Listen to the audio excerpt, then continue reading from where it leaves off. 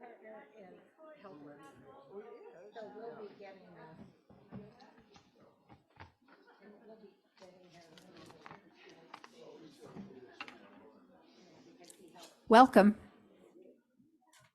This is the hybrid gathering of Summit Unitarian Universalist Fellowship.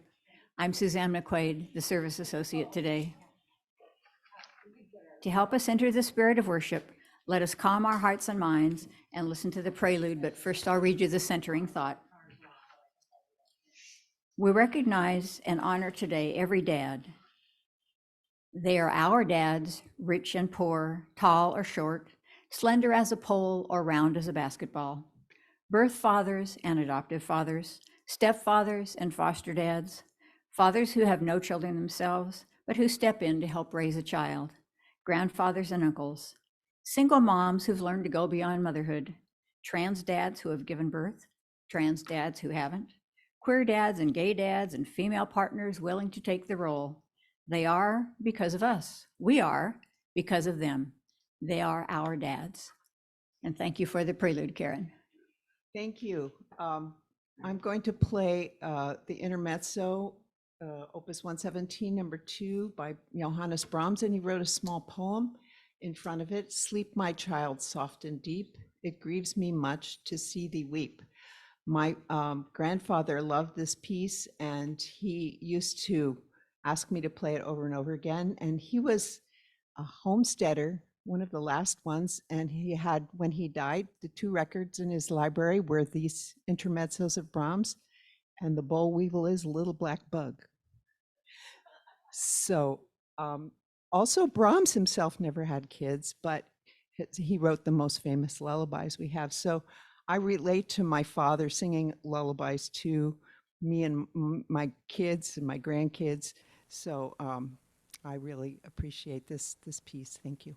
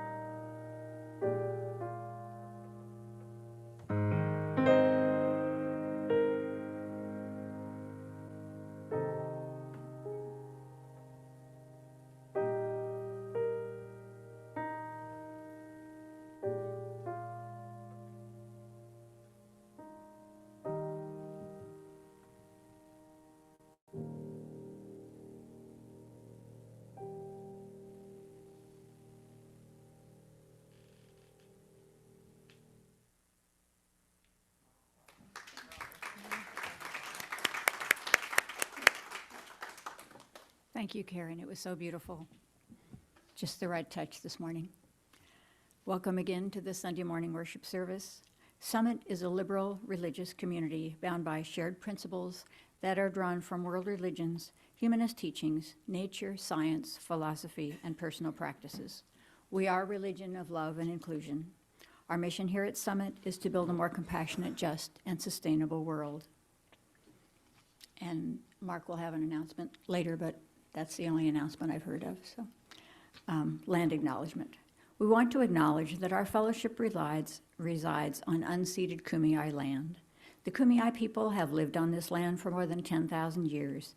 It continues to be their home today. We recognize the abusive history of colonization in California and honor the legacy and continuing presence of the Kumeyaay Nation. Thank you for being with us today for a time of reflection and connection. We invite you to stay after the service for the community gathering that will give you a chance to give feedback to our speakers, both our own people, and share a joy or concern. And after that, you're invited for refreshments in the salon. And we have, it's a village presenting today. We have Carol and Serafina have shepherded us through this time of wandering in the desert until our minister arrives through all the Sunday services dedication. And we have Mark and Eric, who've been a sound team at Summit. Mark's a professional DJ, Eric's a professional sound man, and they've I guess found a new soundboard, and we're really getting squared away. And thank you for our tech team over there with the new member joining today. So let us, okay. Let us calm our hearts and minds as we light the chalice.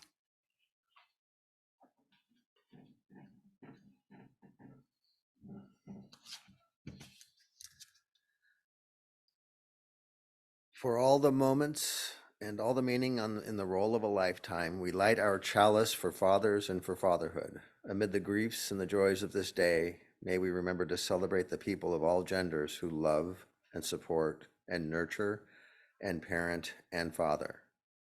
May our gratitude for the good and the healthy be a balm for the places of pain. May it point us in the direction of more truth-telling and more healing, more love and more connection on Father's Day and on all other days.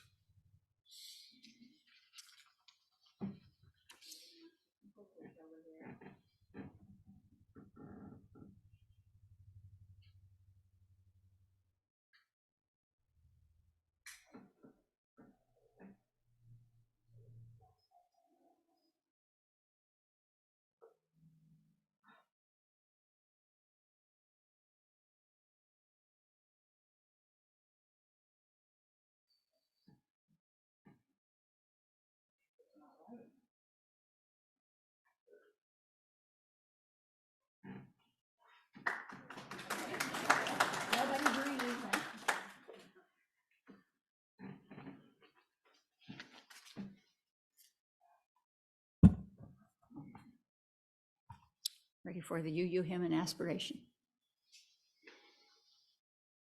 Oh, please stand.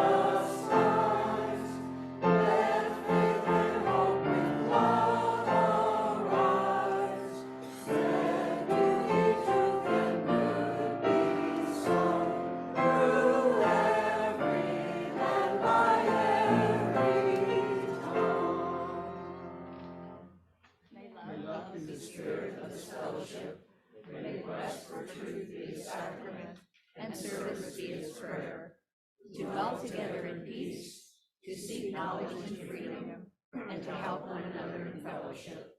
This is our aspiration.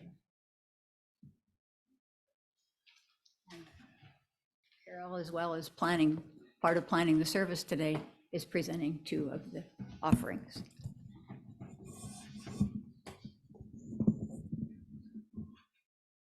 Okay.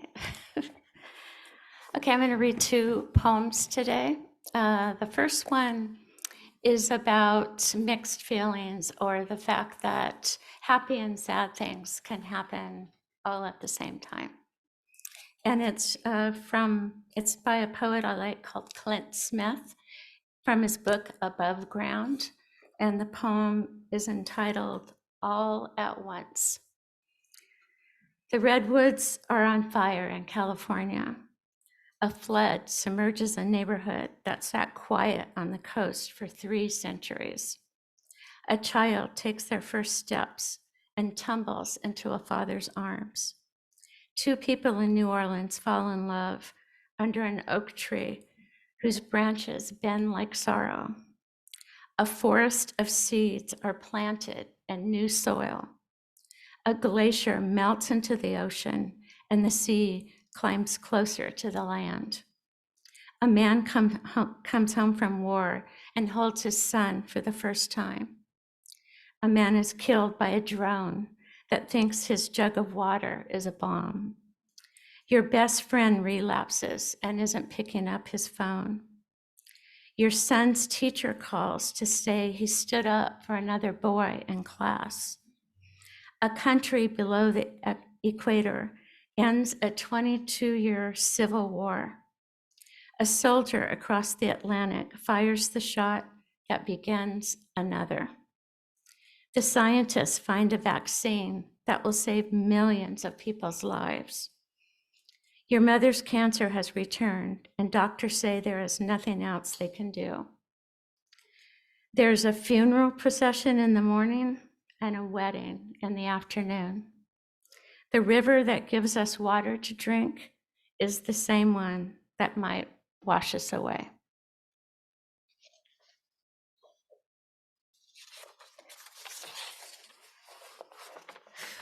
Okay, the second poem that I'm going to read is one that I wrote in a memoir class, and it's called A Childhood Memory. The nest was crowded when I was a child. 3 rough and tumble boys, just 1 girl, every man for himself. Play outside, Mom ordered. Stay out of the house. Sweaty days, scratchy grass, dirt lots, taunting, pushing, ganging up. Scraped knees, wobbly bikes, daredevil feats, brutal games, constant shouting about the rules, hidden tears. Cool evenings on a lumpy couch. A little girl scooches next to her dad, peeps over his shoulder as he reads the paper. She sounds out words as he sips his beer. She twists and smooths the dark hairs on his forearm, asks endless questions, counts the grease spatters on his thin shirt. She wonders about drill bits, pointy nails, battered pencils sticking out of his pocket. As she traces the cracks outlined in motor oil on his thick hands. Thanks for listening.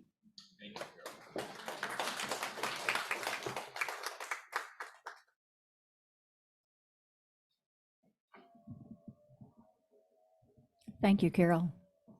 We're a little rich in poets around here, turns out. And first hymn, Sleep My Child. Thank you, Eric and Barbara. Karen, sorry.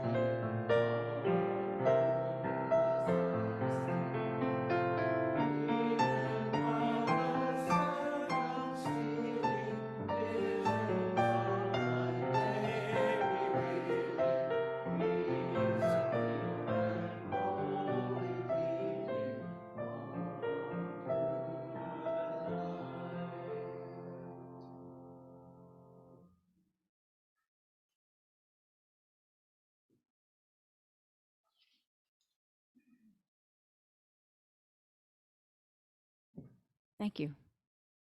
Now Mark is doing the honors with the story on a very important announcement.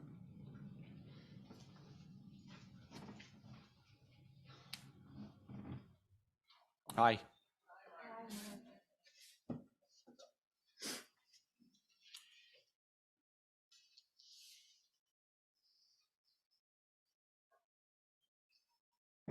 The announcement that Suzanne is referring to is that Mark Brining passed away on Friday.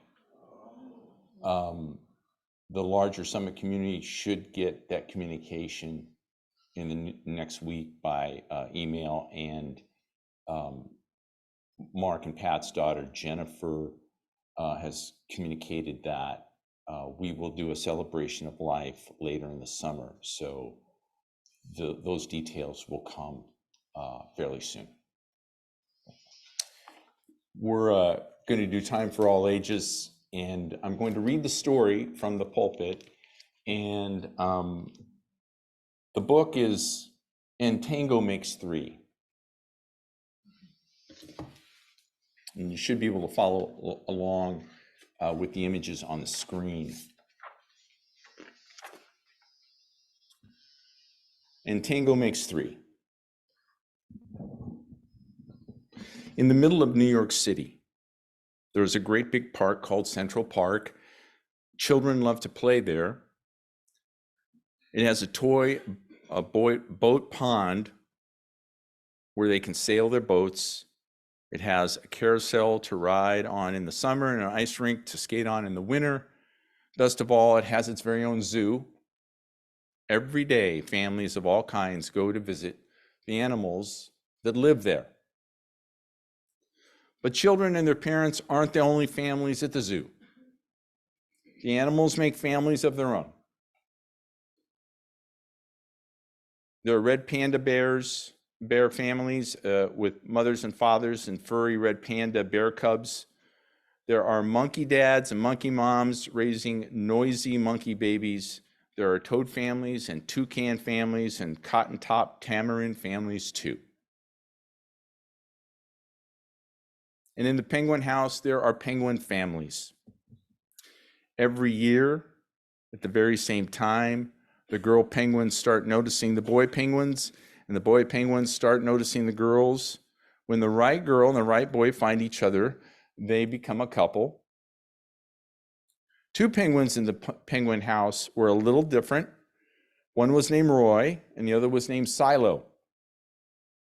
Roy and Silo were both boys, but they did everything together. They bowed to each other and walked together. They sang to each other and swam together. Wherever Roy went, Silo went too. They didn't spend much time with the girl penguins, and the girl penguins didn't spend much time with them.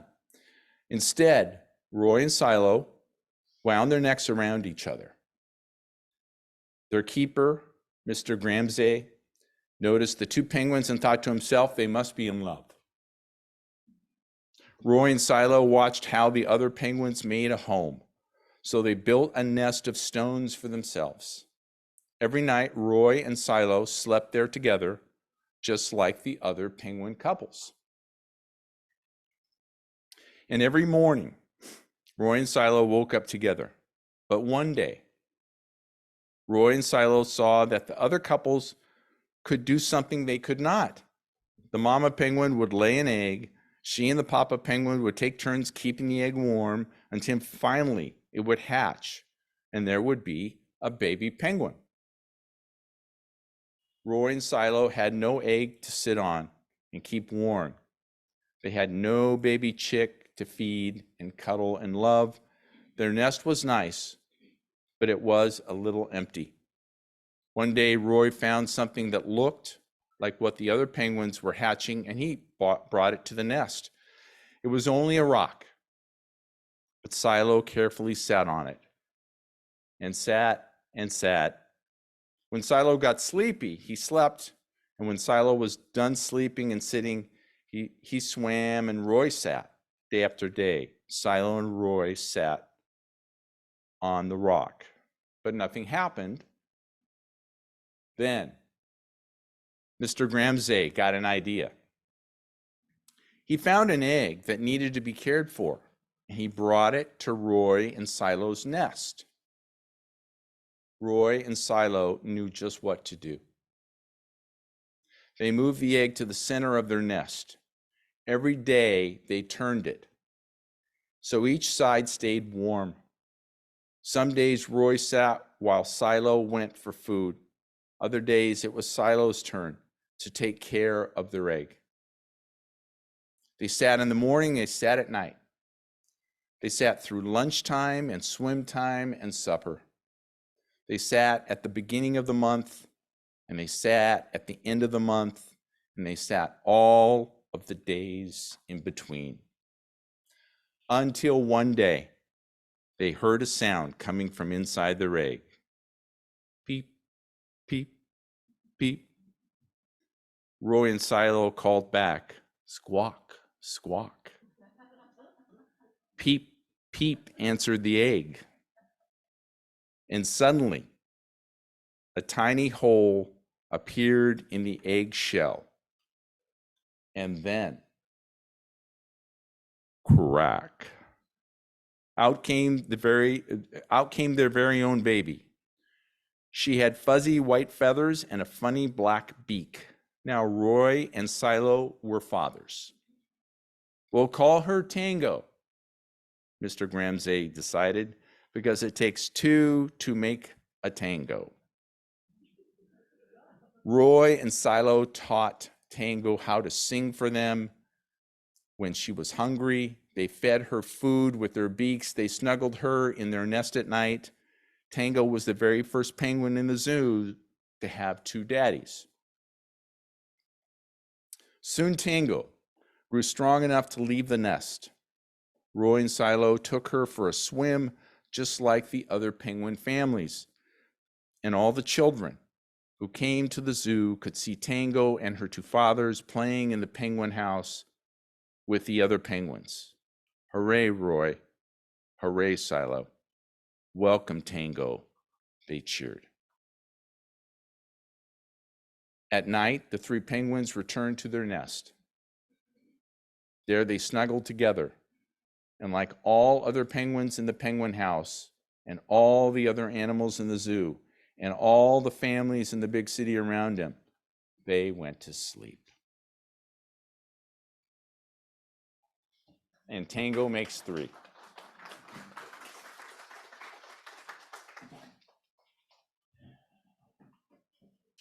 Thank you, Mark. Thank you for everything around here.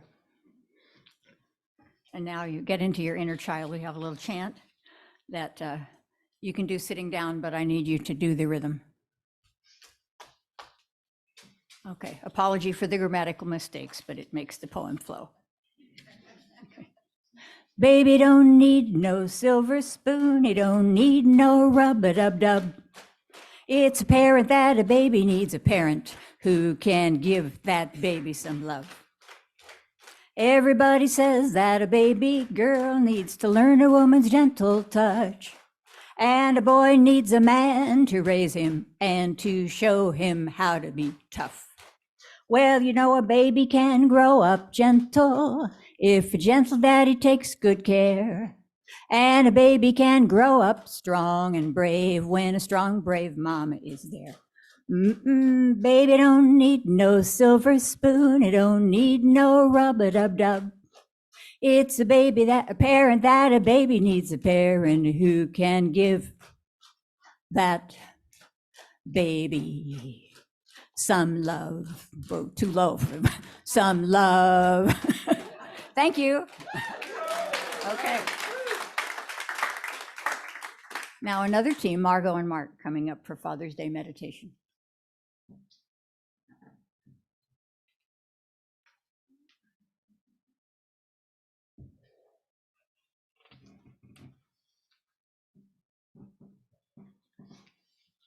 Good morning. On this Father's Day, we recognize the vast spectrum of experiences and often complicated feelings that surround such a celebration. We honor those fathers and father figures in our lives who have loved, supported, encouraged, instructed us, and we seek to share these gifts with others. We mourn with those who mourn the loss of a father and fathers who mourn the loss of a child, whether separated by death or estrangement. We support those for whom this day brings pain, sorrow, who suffered abandonment, neglect, or abuse. We support and celebrate the father in our midst who give of themselves to their children, recognize all the strength and wisdom and stamina and love and time and honest introspection fatherhood requires. We support these men who choose not to have children, yet who are present, loving, and supportive ways to children, youth and adults alike. And we seek to honor wherever we find ourselves across the vast spectrum of experiences and to feel the compassion that embraces us within this silence. And now I invite you into a period of quiet meditation. Close your eyes if you wish and just get comfortable in your seat. Allow yourself to think about the father figure you carry in your heart. I invite you to remember the gifts and the wounds you received from that person or persons. If any feelings come up, just breathe deeply into them, send tenderness and allow them, and honor these feelings as a connection within your own heart. Just breathe and be still for a moment.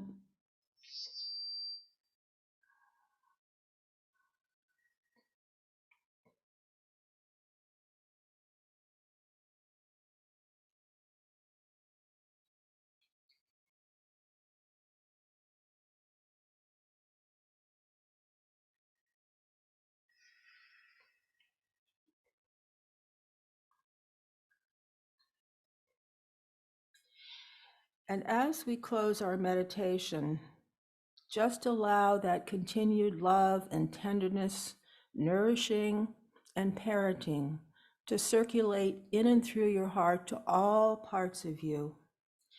And now I invite you to listen to some fathering words that we don't get to hear often enough.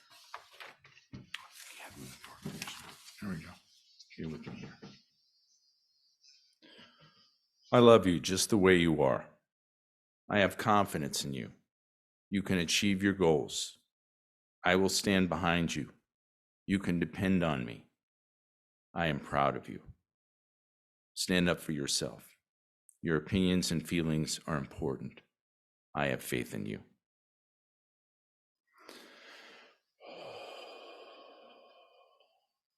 When you are ready, you can breathe deeply and open your eyes.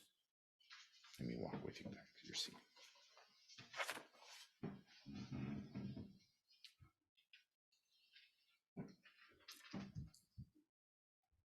Thank you. Thank you for all your contributions, Margot. And thank you for going with the flow because I got the order wrong. Now Eric is on.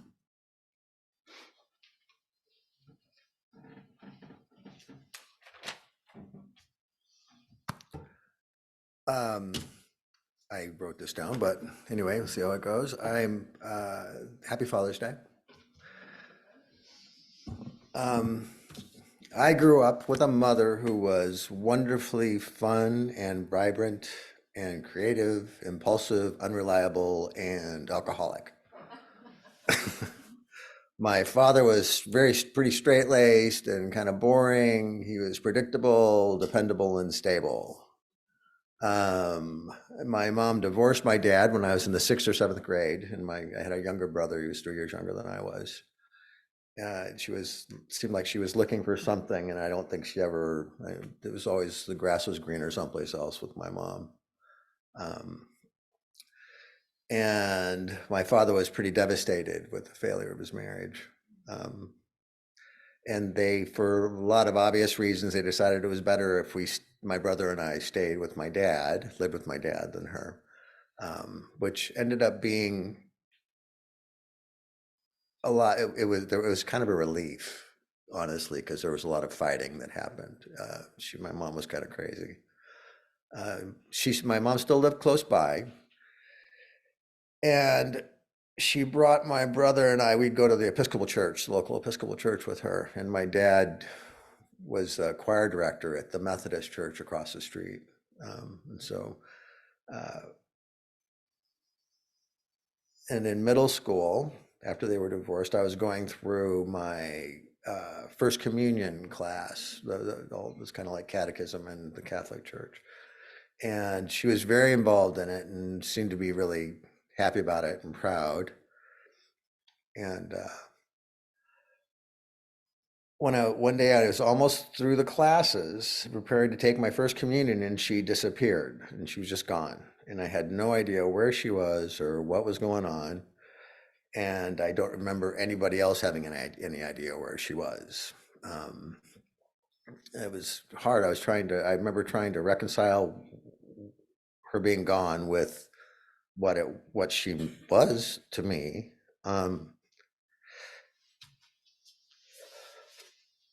She always was able to explain the world whenever I was curious about something or confused about something. And I couldn't make any sense of it, and finally just came to the conclusion that she must be dead, that there was nothing else that could explain it.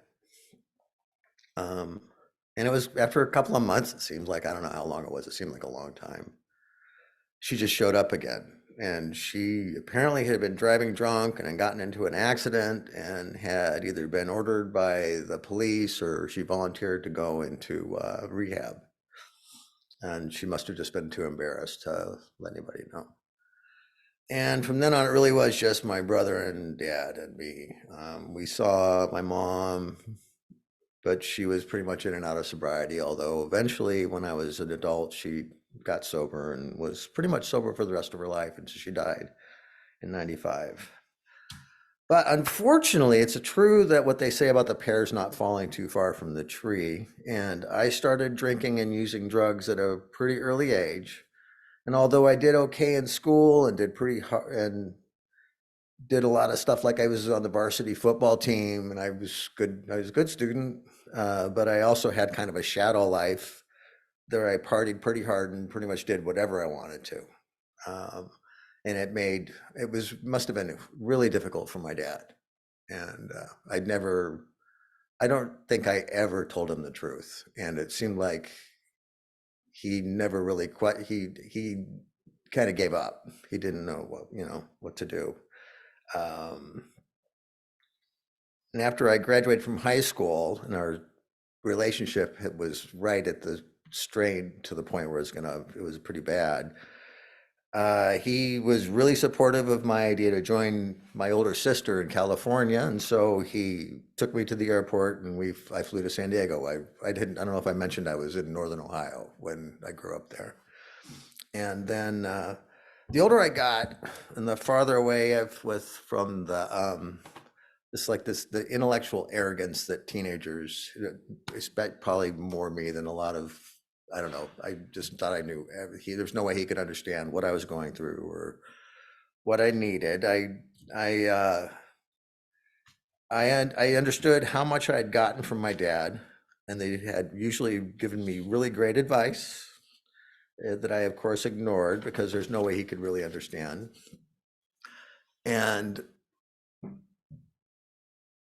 when I eventually stopped drinking and using drugs and got my act together, the most important things for me were the things that I know I learned from my dad.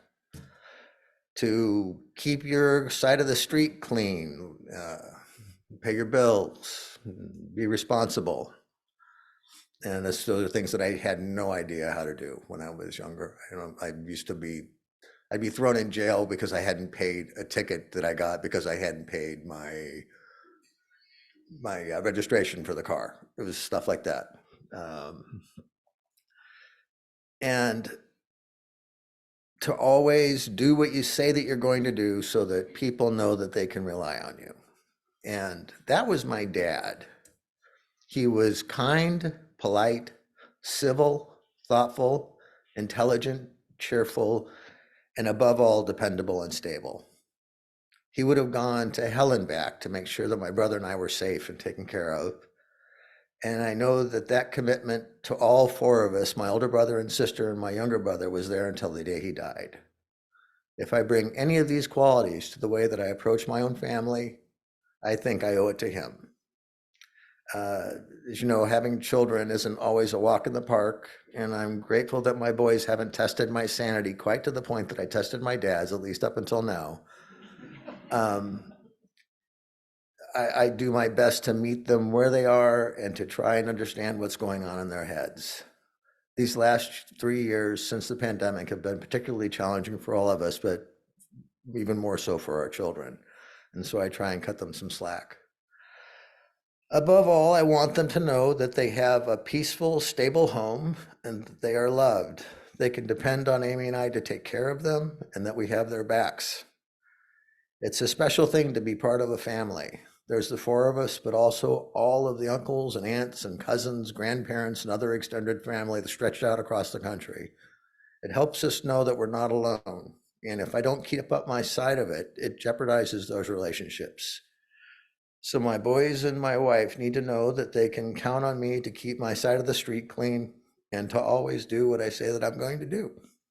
And that's what being a dad is to me. So happy Father's Day.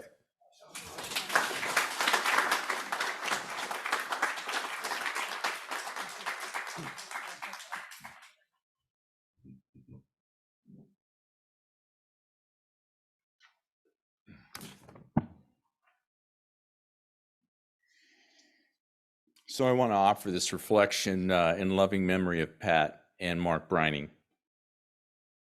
Pat died on the 9th of June and Mark died on the 16th of June. Each and together, the Brinings parented, grandparented, mentored many of us and gave generously to Summit in multiple ways over the last 20 years. I, for one, was nurtured by what each of them brought to Summit. We will not forget Mark and Pat. We are heartened by their loving participation and support.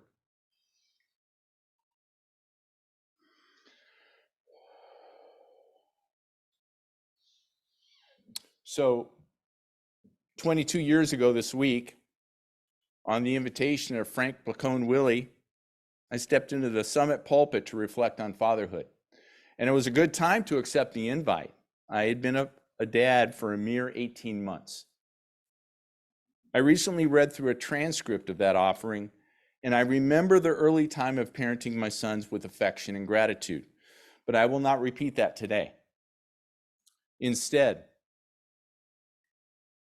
I will reimagine what it means to parent with regard to gender and beyond gender. When I think of Mother's Day and Father's Day, I think of gender constructs, how gender definitions have colored my perceptions of who I grew up to be and how I influence my sons as a role model for them. And conventional thinking suggests that I was a role model for my sons on how to be male.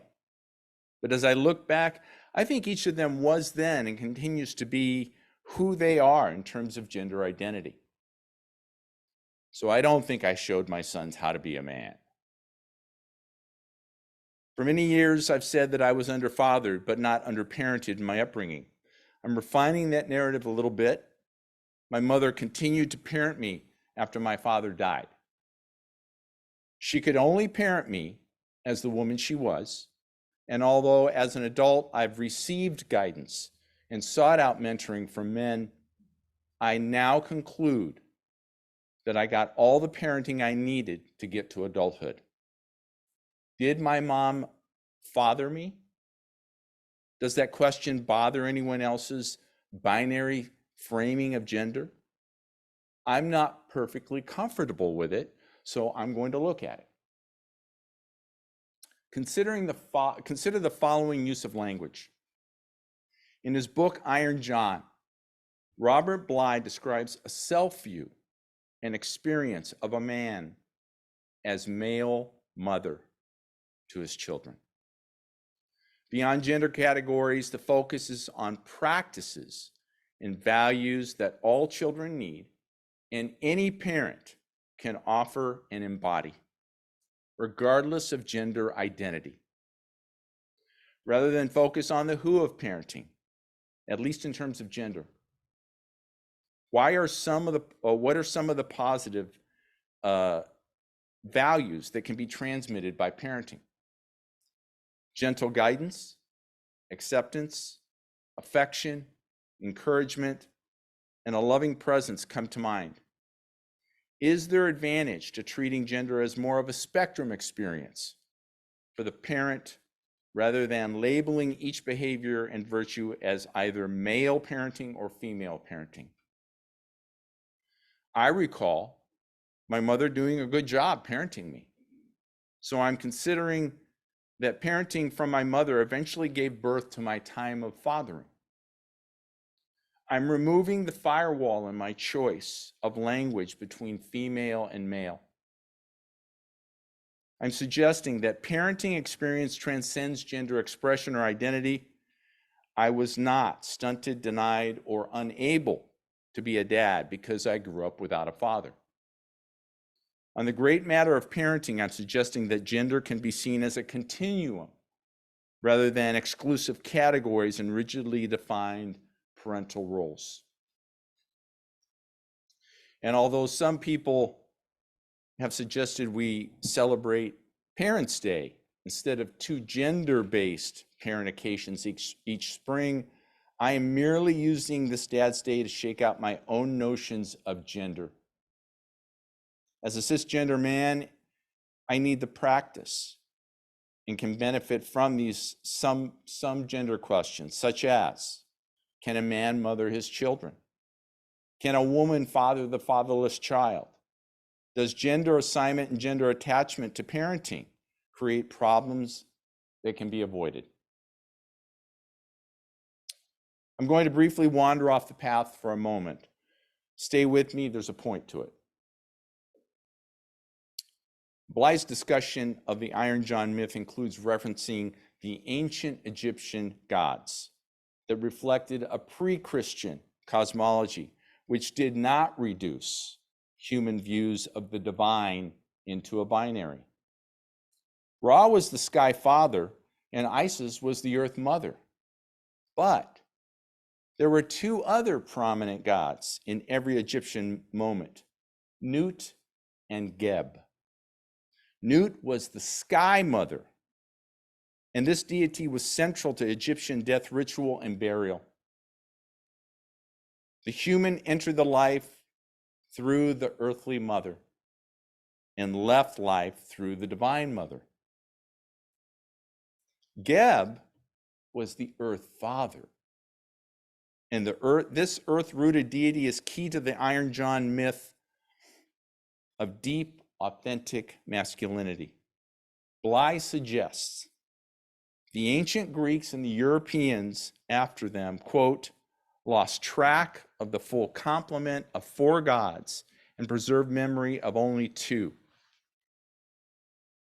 When culture gets down to 2 gods, we tend to gender polarize many, if not all, of our concepts, and things tend to be framed as opposites, end quote. So once Trinitarian Christianity becomes a patriarchal point of cultural reference in Western civilization, we are in deep trouble around gender and power. I'm suggesting that all of us, but especially cisgender and straight folks, might consider this a not just Father's Day, but during Pride season. Who are we beyond gender labels? Who are each of our children?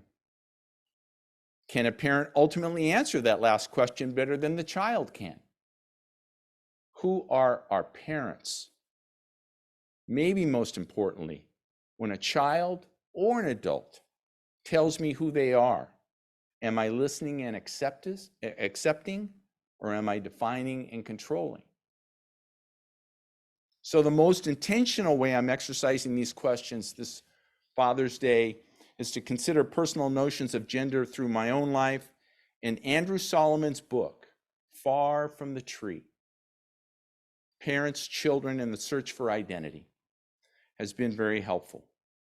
And in a chapter entitled Transgender, Solomon tells the story of Jim, who transitioned to Jenny.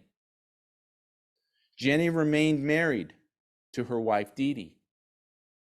Quote, at 6 and 8, Jenny's two sons decided they couldn't really call her daddy anymore. They already had a mommy. So they announced they were going to call her Maddie. End quote. Daddy transitioned, and her children, coming from a place of both need and love, ordained her Maddie. Many of the stories in the transgender chapter of Solomon's book focus on the journey parents of transgender children go through. Some of the stories are heartbreaking, most center around love and affirmation of the identity of the child. Yet none of them are identical. Every transgendered person is living their own experience. These stories remind me to accept and affirm every person as they present. Tell me who you are as a religious act and the decent thing to do. I will believe you when you tell me who you are.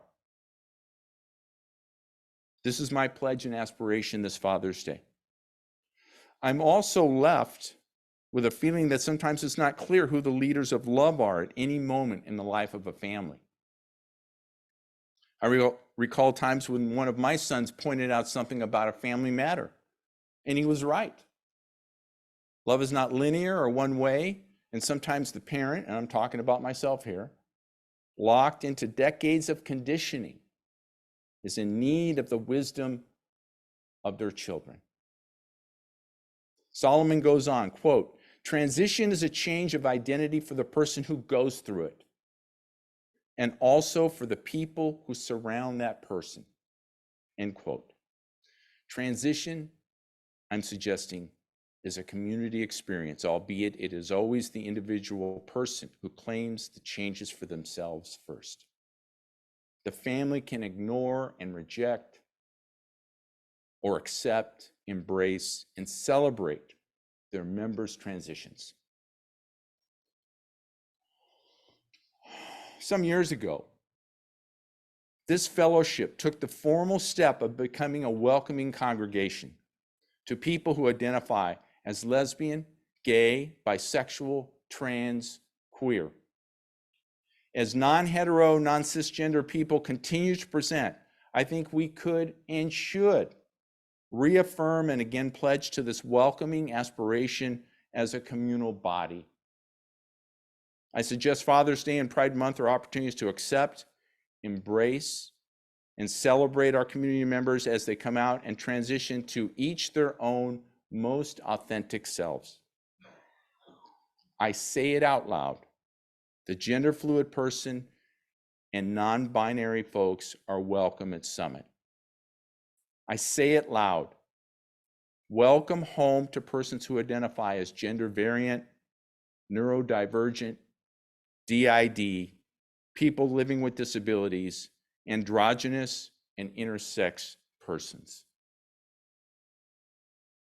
Personally, I hope my cisgender and patriarchal points of reference have been nudged off center a little. I invite the best of all gender energies into my life this Father's Day. Let's make room for everyone. It's a hospitable way to parent and to be in community. May it be so.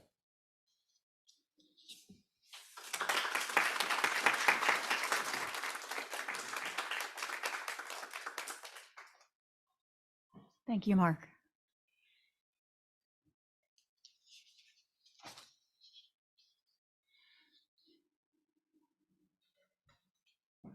Offering. We are a fellowship supported entirely by the generosity of our members and friends. We appreciate our faithful pledgers who keep up their monthly contributions. If you would like to support Summit today, the ushers will come around to take your donations. If you're home on Zoom, you can donate to the virtual plate on the website. And thank you, Karen. I'm going to play the Romance in F sharp major by Robert Schumann, and this is a piece associated with another father in my family, my father-in-law, known as Pop-Up, who was a cellist, but he knew this one piece, and he would sit down and play the piano, and this was the piece he would play, and so I always associate with him. He passed away in 2004.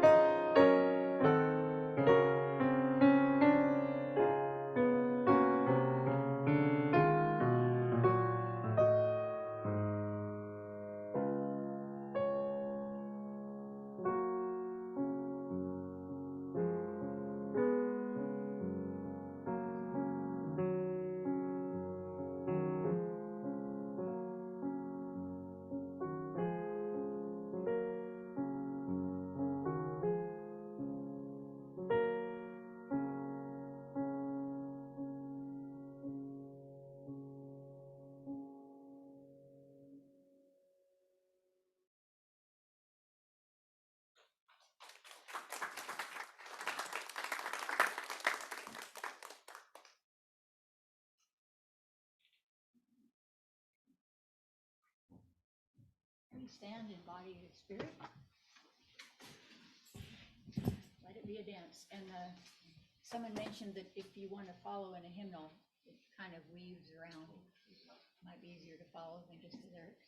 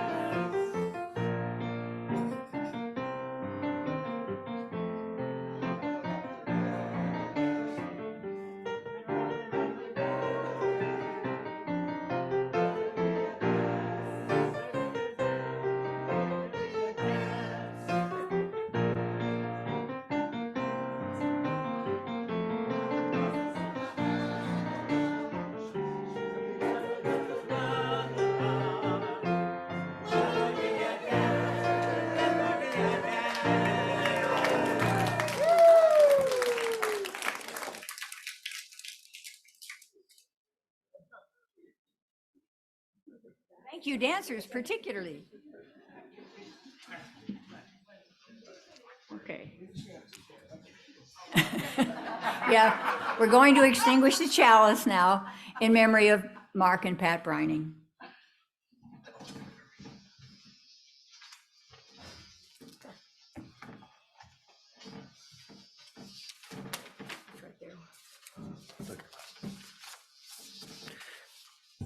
As we extinguish our chalice and conclude our service for fathers and for fatherhood, may we remember to celebrate the people of all genders who love and support and nurture and parent and father.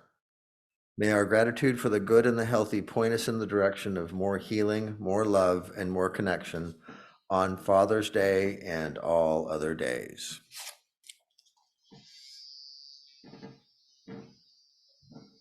Thank you. Closing circle song.